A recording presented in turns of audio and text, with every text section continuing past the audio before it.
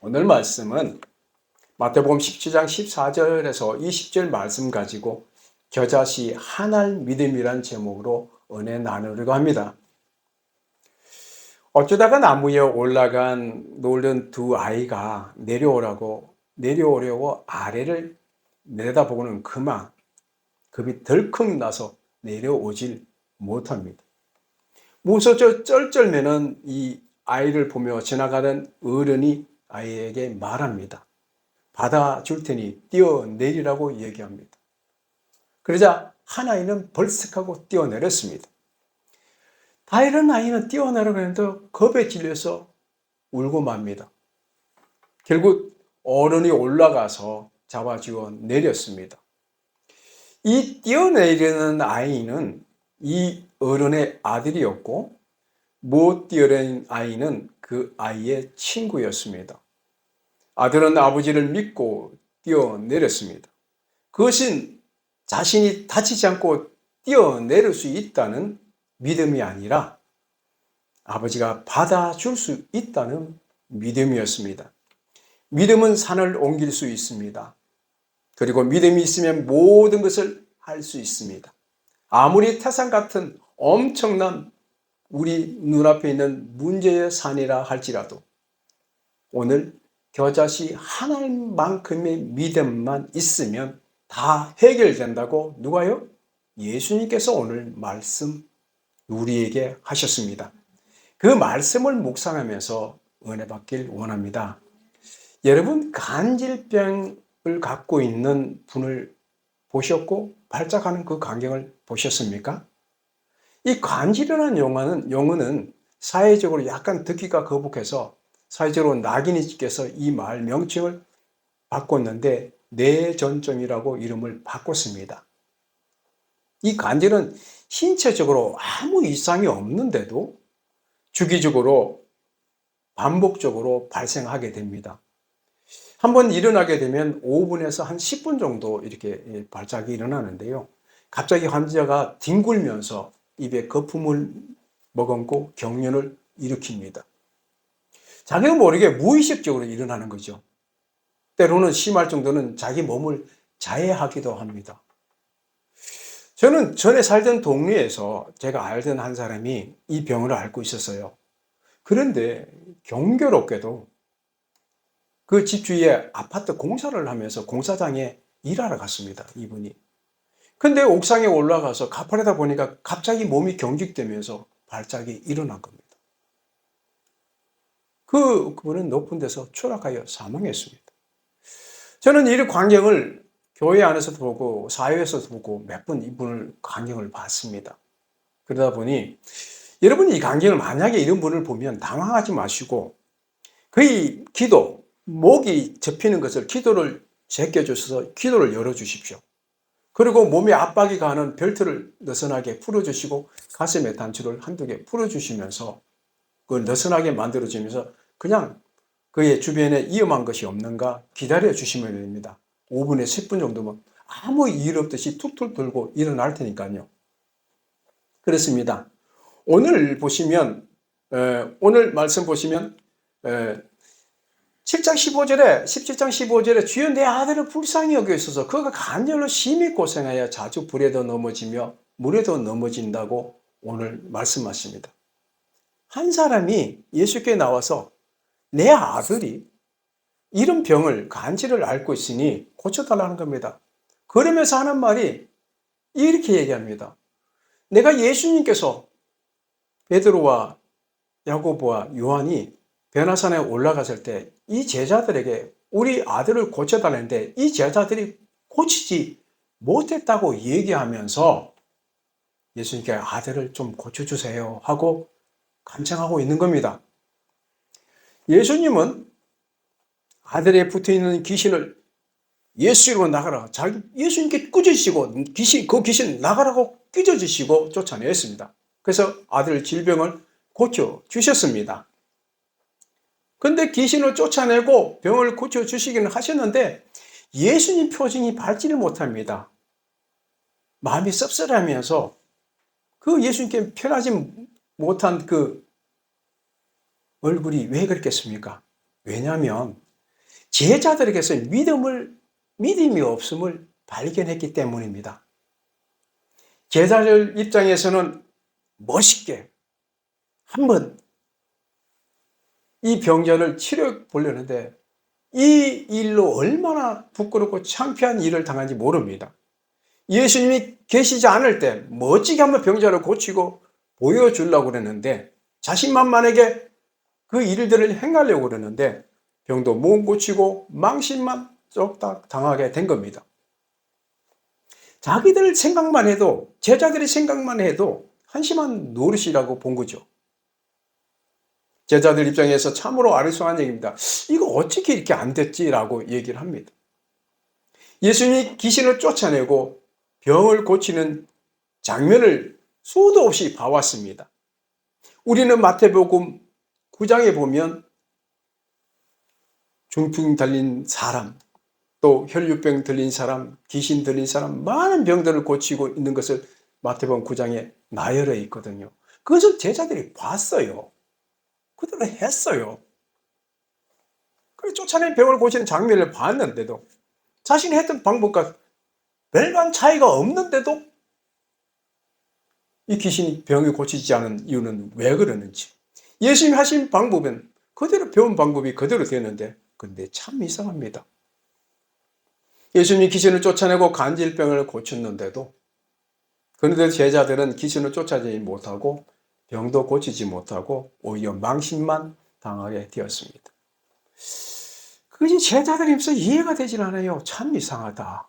참 이상하다. 똑같은 환자를 놓고 똑같은 방법으로 시도했는데 제자들이 예수님께 묻는 겁니다. 예수님, 조용히 찾아묻습니다. 우리는 어째서 안 되는 겁니까? 이 물음에 대한 대답이 예수님이 이것입니다. 오늘 너희에게 겨자씨 한 알만한 믿음이 없었기 때문이라고 얘기를 합니다. 겨자씨 한 알만. 우리는 여기에서 겨자씨 한 알만한 믿음이 무엇인지, 겨자씨 한 알만한 믿음이 저와 여러분에게 있는지 한번 오늘 말씀을 통해서 점검해 보는 시간 되길 원합니다. 오늘 마태복음 1장 10장 1절에 보면 예수께서 그의 12제자를 부르사 더러운 귀신을 쫓아내고 모든 병과 모든 약한 것을 고치시는 권능을 주시느니라 하는 말씀을 기록되어 있습니다.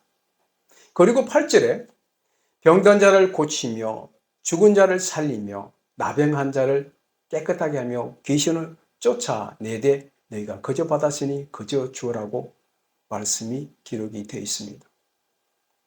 그러니까 예수님은 제자들에게 모든 능력, 행사할 수 있는 능력, 권능을 약속하셨고 실제로 주셨습니다.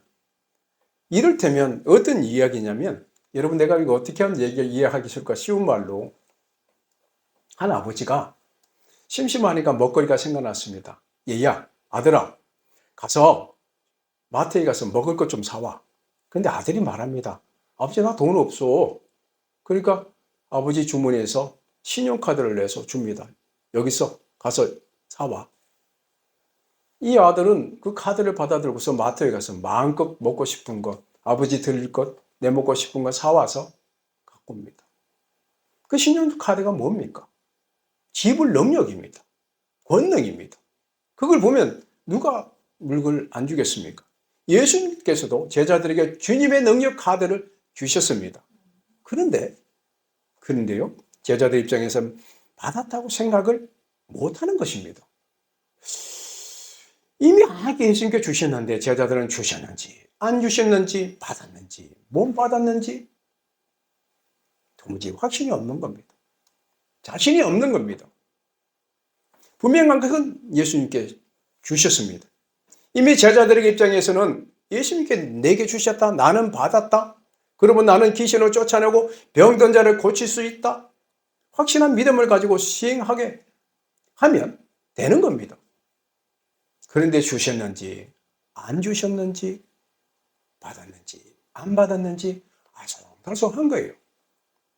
지금 예수님은 이걸 갖고 지적할 겁니다. 지금 그걸 갖고 예수님께 지적하는 겁니다. 20절에 오늘 읽은 말씀 주면 겨자 한 알만큼의 믿음이라고 할 때 이 한 알만큼의 믿음이 뭡니까? 이 말씀에 포함하고 계시적인 말씀이 내포되고 있는 말씀이 뭐냐 입니다. 그것은 오늘 믿음은 주님의 능력이라는 얘기입니다. 믿음은 주님의 능력이라는 얘기입니다. 사람들은 이 겨자씨를 비유할 때 아주 깨소금같이 작아서 믿음이 작다고 표현합니다만, 겨자씨는 일반 채소처럼 흔합니다. 가장 일상적으로 쉽게 볼 수 있는 씨가 겨자씨입니다.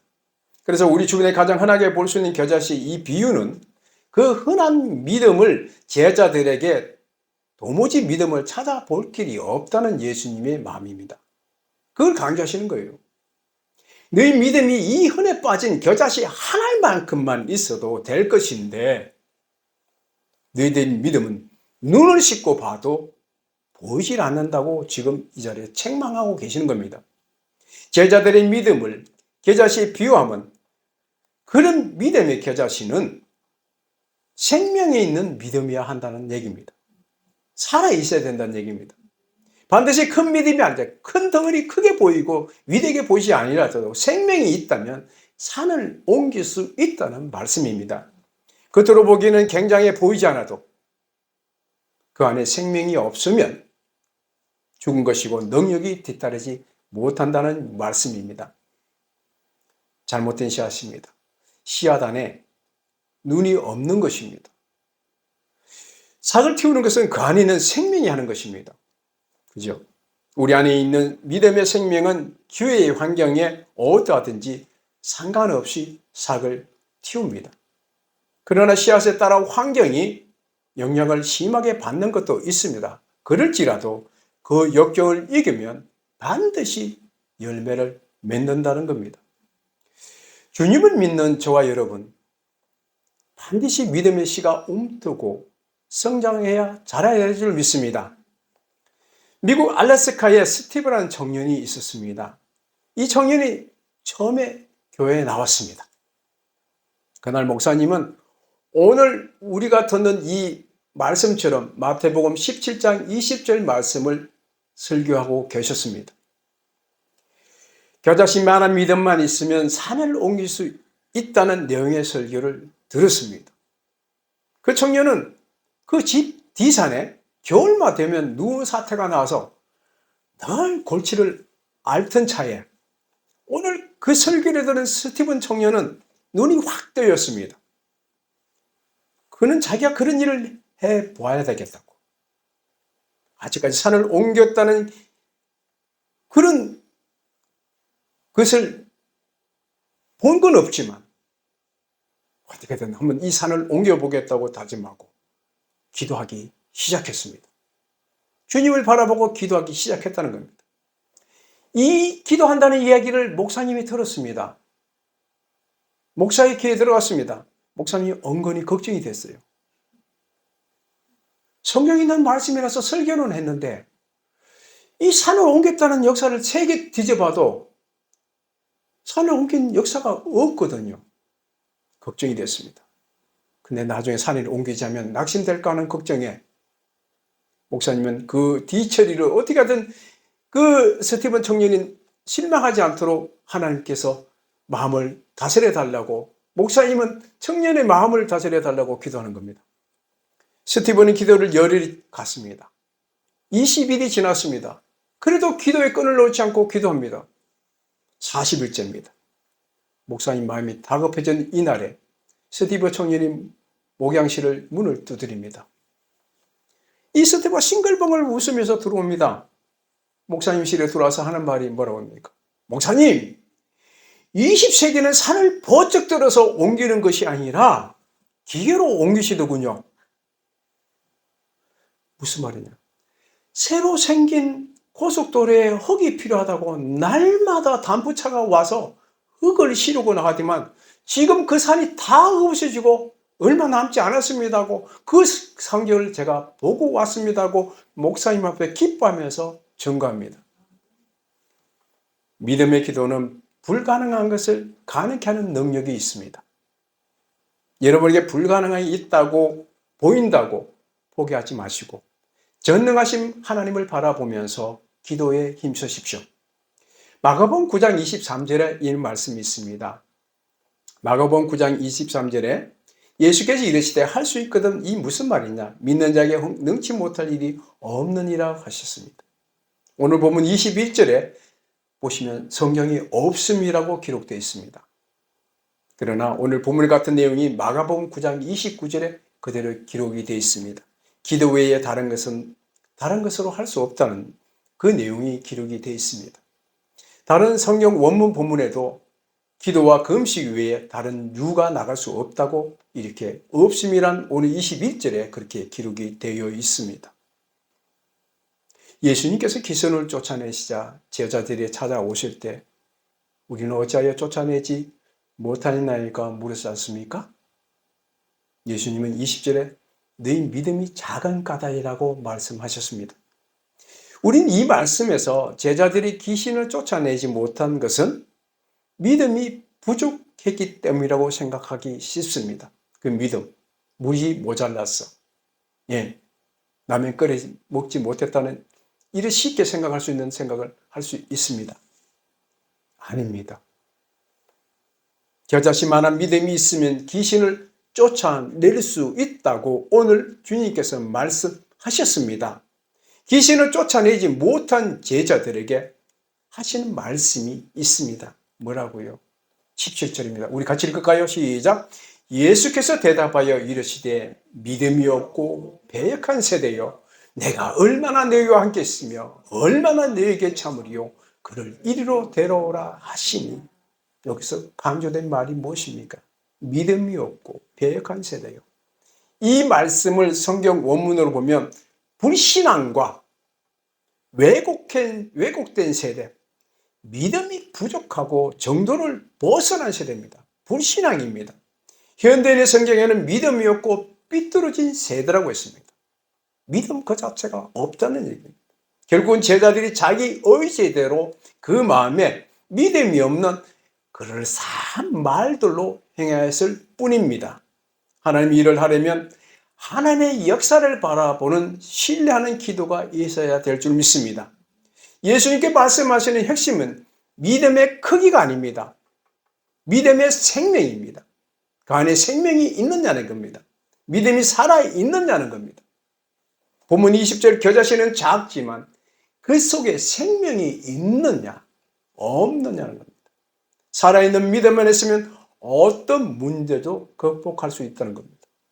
오늘 고린도전서 4장 20절의 말씀에 하나님 나라는 말에 있지 않고 오직 능력에 있음이라고 주님께서 말씀하십니다.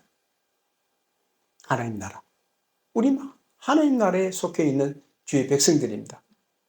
말은 번지르르 하면서 내 속에 빈 깡통, 아무도 공허한 마음을 갖고 살아가는 그게 아니라 오직 주님께 위탁한 능력, 그것입니다. 그러니까 믿음을 가지라고 하면 금식기도 하고 철학기도 하고 그런 경우가 많은데요.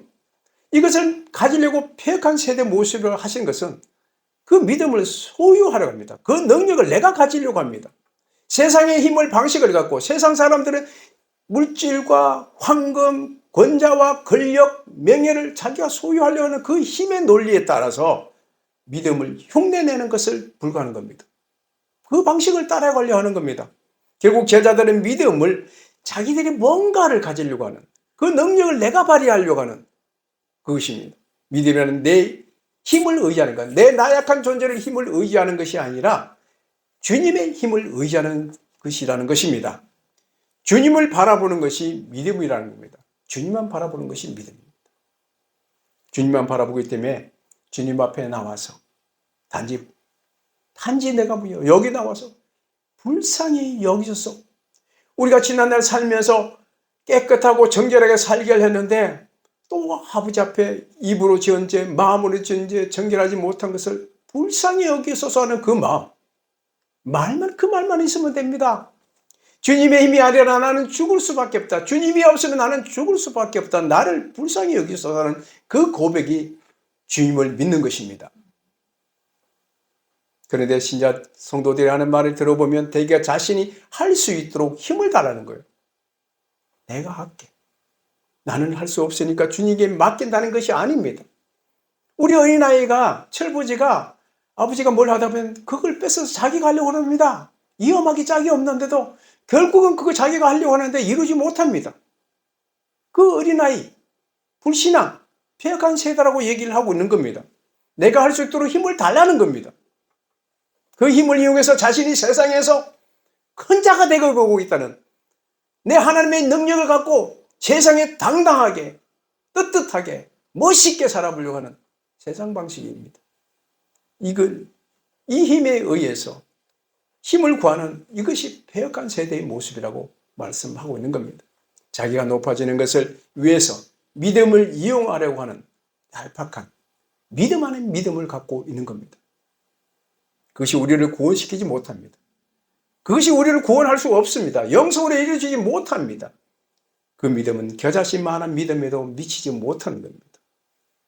우리가 산을 옮길 그런 믿음을 갖는 것은, 그런 능력 있는 믿음을 바라는 것은 폐역한 세대와 함께 세상적인 사고방식에 빠져 살아가는 그런 모습에 불과할 뿐입니다. 여러분은 어떤 믿음을 원하십니까? 산을 옮기는 능력의 믿음을 원하십니까? 아니면 삶 안에 다시 사는 주님을 의지하는 믿음을 원하십니까? 주님이 세상에 죽으신 것은 주님이 세상의 힘이 원하는 힘이 아니었기 때문입니다. 세상이 원하는 힘이 아니었기 때문에 그렇습니다. 마태복음 17장 5절에 이런 말씀이 있습니다. 너희는 그의 말을 들으라 하시는지라. 중반의 말씀 보시면 하나님께 하신 말씀입니다. 누굴요? 예수님의 말씀을 들으라는 얘기입니다. 바로 이런 주님을 따르는 겁니다. 주님께서는 큰 힘이 있습니다. 세상 힘과 전혀 다른 상관없는 큰 힘이 갖고 계십니다. 그 힘을 의지하는 것이 큰 믿음입니다. 세상에서 목숨을 구원하고자면, 제 목숨을 구원하고자 하면 이럴 것이라고 말씀하셨습니다. 세상에서 말입니다. 세상에서 구원받을 길이 없다는 얘기입니다. 그러나 주님을 위해서 목숨을 잃으면 죽어가는 생명도 살릴 수 있다는 말씀입니다. 마태복음 오늘 읽은 말씀 중에서 이런 권능이 있다는 겁니다. 겨자씨만한 믿음, 말씀을 기도입니다.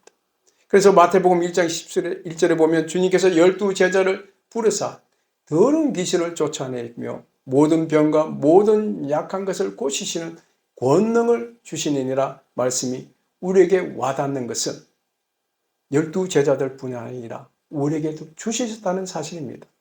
예수님의 이름이 있습니다. 여러분 기도하실 때 모든 말씀과 모든 기도와 모든 예배가 무엇으로 마칩니까? 예수님의 이름. 예수님의 능력이 있다는 얘기입니다. 내 허약하고 나약한 존재인 나에게는 아무것도 없습니다. 무입니다. 그것을 활용하지 못하는 안타까운 우리의 모습이 아닙니까? 믿음 따로, 삶 따로. 신앙생활은 교회 가서 예배 드린 것만 뿐이고 사는 모습은 그와 별개로 살아갈 때에 우리는 크신 예수님의 권능을 경험하지 못합니다. 우리 삶 속에서 살아가는 순간순간마다 예수님의 이름을 부릅시다. 그 이름 안에 몸과 마음과 모든 병을 고치시는 권능을 우리에게 이미 주셨고 우리는 받았습니다.